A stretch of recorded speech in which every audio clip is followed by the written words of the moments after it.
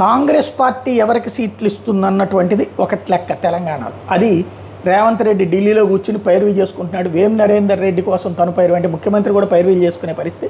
మిగతా మూడు ఎవరికి వాళ్ళు ప్రయత్నం. అద్దంకి దయాకర్ పేరు వినబడుతోంది. అదే సందర్భంలో ఓబీసీకి ఒకళ్ళకి ఇస్తారు, ఎస్సీ నుంచి ఒకళ్ళకి ఇస్తారు, ఇట్లాగా పేర్లు వినబడుతున్నాయి. మరోవైపున తెలంగాణ రాష్ట్ర సమితి వైపు నుంచి ఒక్క సీటు వాళ్ళకి వస్తుంది.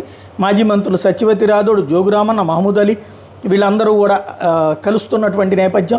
మరోవైపు దాసోజు శ్రవణ్, బూడిద భిక్షమయ్య గౌడ్, ఆర్ఎస్ ప్రవీణ్ కుమార్, రస్మయ్య బాలకృష్ణ, ఎర్రోళ్ళ శ్రీనివాసు ఇట్లాంటి వాళ్ళందరూ ఆశలు పెట్టుకోవడం, అలాగే కాసాని జ్ఞానేశ్వరు, రమణయ్య లాంటి వాళ్ళు కూడా చేయటం, ఇంతమంది ప్రయత్నిస్తున్నటువంటి వేళ ఇటు ఒక్క సీటుకి ఇటు కేసీఆర్ దగ్గరన పోటీ ఎక్కువైపోయింది. అదే సందర్భంలో ఇటు వీళ్ళందరూ కూడా తెలంగాణకు సంబంధించినటువంటి కోరుకుంటున్నటువంటి వాళ్ళందరూ కూడా రేవంత్ అని కాకుండా డైరెక్ట్గా ఢిల్లీలో కసరత్తులు చేసుకుంటున్నటువంటి పరిస్థితి అయితే సాగుతూ వచ్చింది. ఎవరి లెక్కలు వాళ్ళు అడుగుతున్నటువంటి నేపథ్యంలో ఈ పరిస్థితి ఎట్లాగా పరిష్కరించుకుంటాలి అన్నది అర్థం కాని వ్యవహారం. బట్ ఓవరాల్గా ఎవరో ఒకళ్ళది ఫైనల్ అయిపోతుంది. రేపే లాస్ట్ డేట్ కాబట్టి.